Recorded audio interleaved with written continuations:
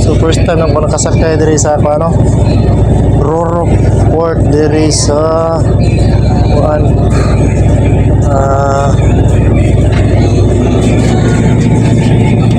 lugar rin, kalimot ko sa port diri. Basta first time na mo sakay diri.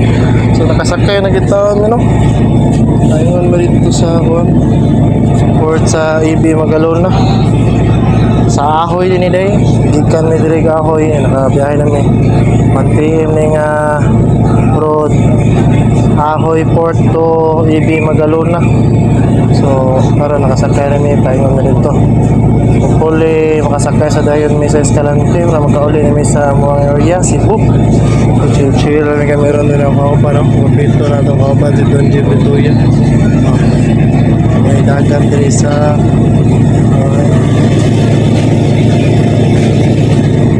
chill lang kita diri karon ato amigo nila ay may motor diha.